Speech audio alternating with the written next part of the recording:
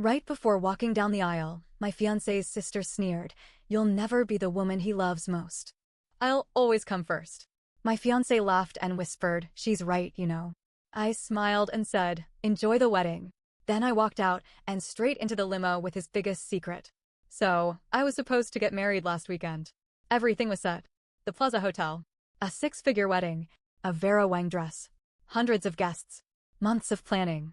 Thousands of little details checked and double-checked. And I left. Not because I got cold feet. Not because I had doubts. I left because, 10 minutes before walking down the aisle, I realized the man I was about to marry was a complete joke. Let's start from the beginning. My fiancé, Nate, and I had been together for 4 years. Met in New York, both working in finance, both ambitious, both wanting the perfect life. I thought we were on the same page. I thought he was my person. I should have known better.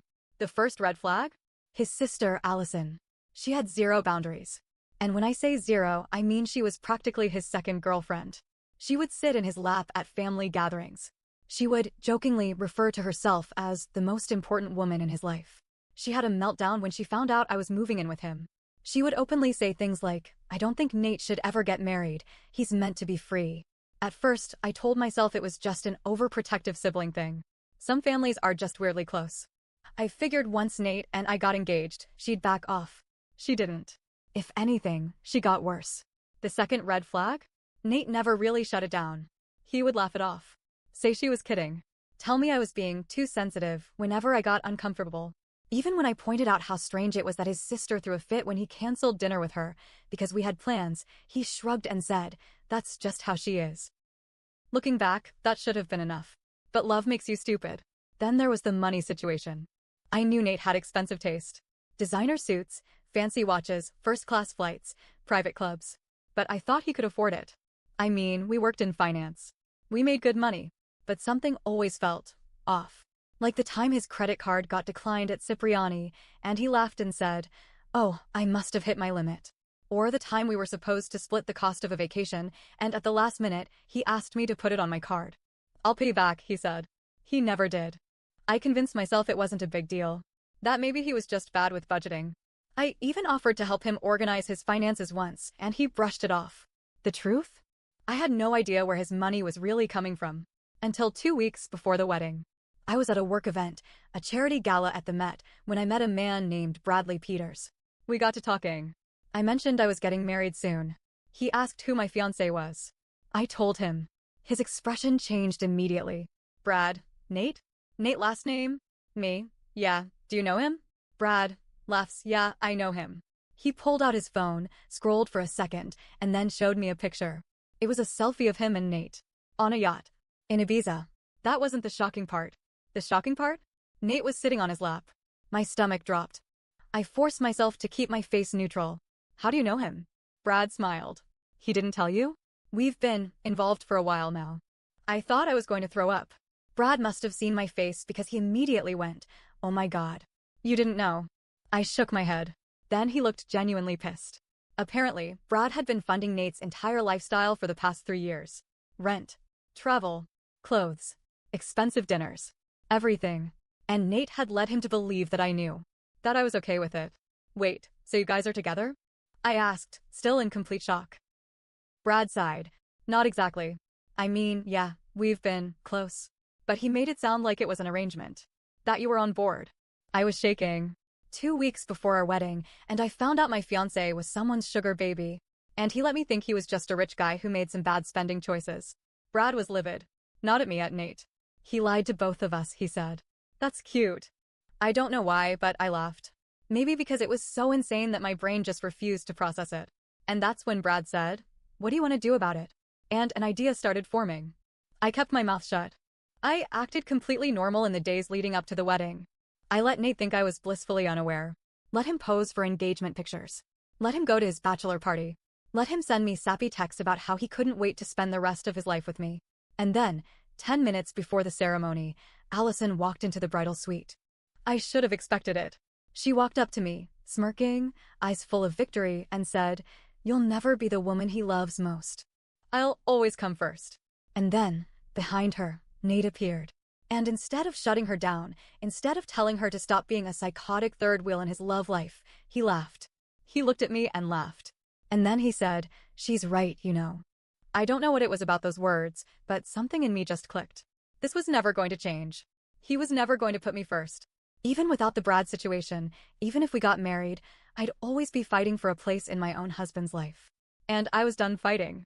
So I smiled. I handed Allison my bouquet. And I whispered, "Enjoy the wedding." Then I turned around, walked out of the plaza, and stepped into a waiting limo, where Brad was waiting for me. The door shut behind me with a soft click. The limo's air conditioning blasted against my skin, a sharp contrast to the heavy summer heat outside. Brad sat across from me, dressed in a sleek navy suit, one arm casually draped over the seat. He held a glass of whiskey in his hand, ice clinking softly as he swirled it. "That bad, huh?" he said, raising an eyebrow. I exhaled, slow and controlled, feeling the adrenaline surge through me. "Worse." Brad smirked and gestured toward the champagne chilling in the ice bucket between us. "Drink?" I didn't even hesitate. I popped the bottle, let it foam over a little, then poured myself a full glass. My hands were steady now. My pulse was slowing. I just walked out of my own wedding. But it wasn't over yet. Brad took a sip of his whiskey and watched me carefully. "So, what's the next move?" That was the thing, I wasn't done yet. I didn't just want to leave. I wanted to make sure Nate never forgot what he lost. I wanted him to hurt the way I hurt. I leaned forward, my fingers gripping the delicate stem of my glass. "How fast can you ruin his life?" Brad grinned. Back in the ballroom, chaos was already unfolding. At first, nobody noticed I was gone. Guests were still chatting, sipping champagne, waiting for the ceremony to start. The pianist played soft classical music. The planner rushed around, making last-minute checks. Then the whispers started. "Where's the bride? Is there a delay? Why is Allison holding her bouquet?" Nate was standing near the altar, chatting with his groomsmen, pretending to be unbothered. Then one of the hotel staff walked up to him. "Sir," the man said, clearing his throat. "We need to discuss an urgent issue with the billing." Nate frowned. "Billing?" "Yes. The charges on the main card have been declined." Repeatedly. At first, Nate laughed, thinking it was a mistake. Then his expression changed. Because Brad had already made the call. Within minutes, the vendors were pulling out. The catering service refused to serve another plate. The bartenders stopped pouring drinks. The wedding planner's assistant whispered something in her ear, and suddenly, she was storming toward Nate, demanding immediate payment. Then, the music stopped. Dead silence. The officiant, an old family friend, turned to Nate and said, "Where's the bride?" And that's when the panic finally hit him. His perfect wedding, his perfect day, was falling apart before his eyes. And I wasn't even there to watch it burn. Brad's fingers moved swiftly across his phone screen. "All right. The plaza's shutting everything down. Bartenders aren't serving. DJ's packing up. This should be fun." I sipped my champagne.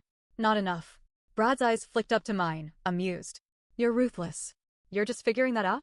He chuckled. "All right. What else?" I leaned back against the leather seat, my mind racing. Then an idea hit me. "You said he used your money for everything, right?" I asked. Brad nodded. "The apartment.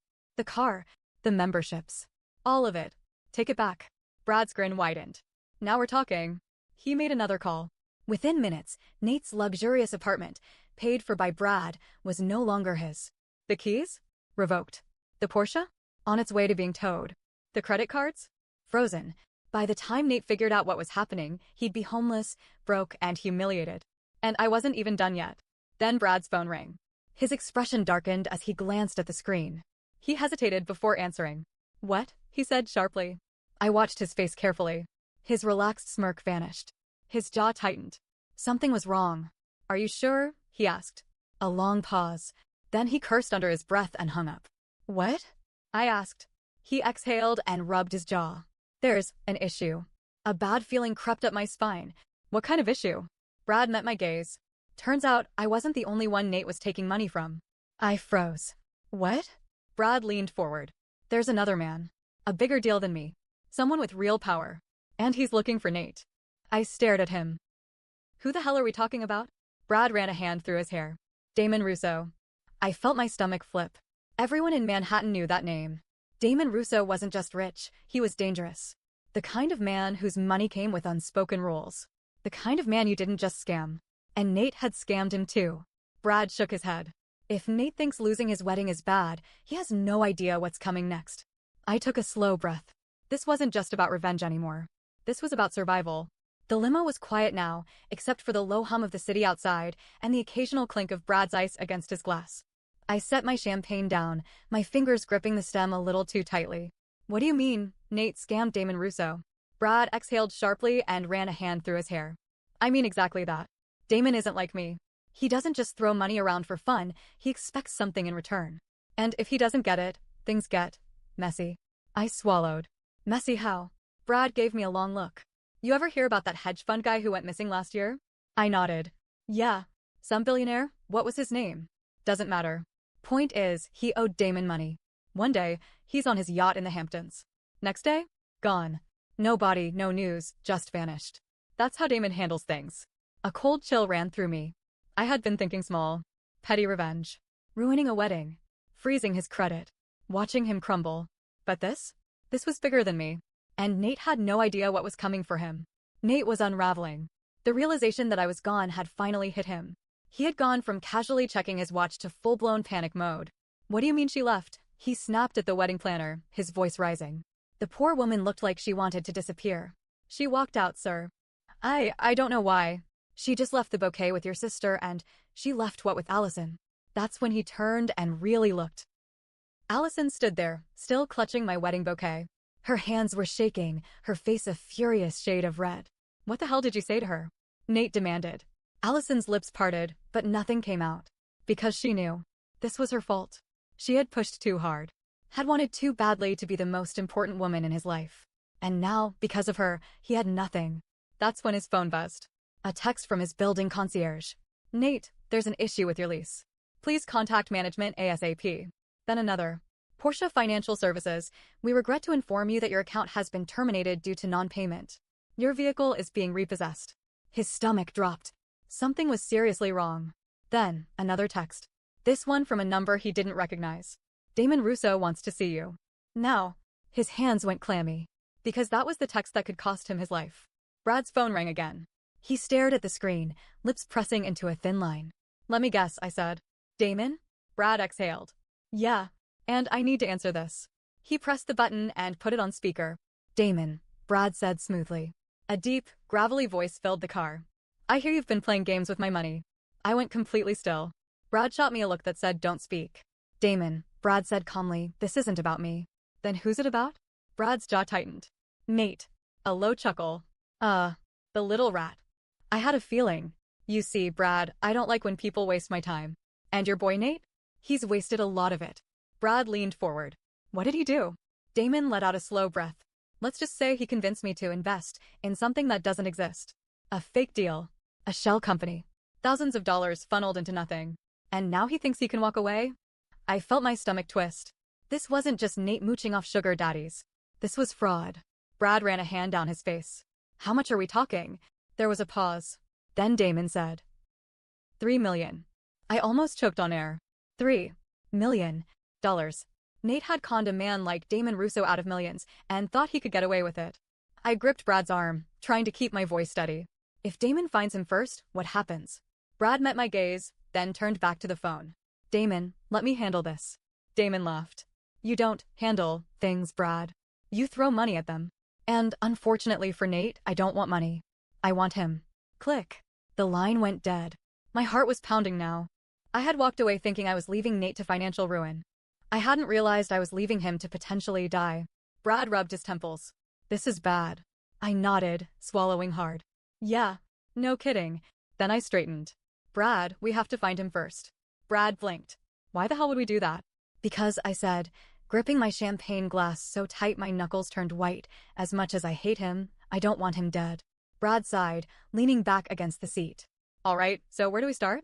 I exhaled, thinking. Then I grabbed my phone and started typing. Because if I knew Nate, if I really knew him, there was only one place he'd run to when his world started falling apart. And I was going to be waiting for him when he got there. Brad drove. I sat in the passenger seat, staring at my phone, trying to figure out where Nate would go. The limo had been abandoned. We needed something faster, something that wouldn't draw attention. Nate wasn't at the plaza anymore. I knew that because he called me. His name flashed on my screen. I hesitated. Then I picked up. Where the hell are you? His voice came through, frantic, angry, desperate. Funny, I said, I was about to ask you the same thing. Don't play games with me. You need to You think I'm going to help you? I snapped. After everything? I know about Brad. I know about Damon. You lied to me, Nate. For years. His breath was uneven. I didn't lie, I just. You just thought I was dumb enough to never find out. Silence. Then, Allison said something to you, didn't she? I laughed. Of course. Of course he would think his sister was the problem. You have much bigger problems than Allison, I said. Brad gestured for me to put the call on speaker.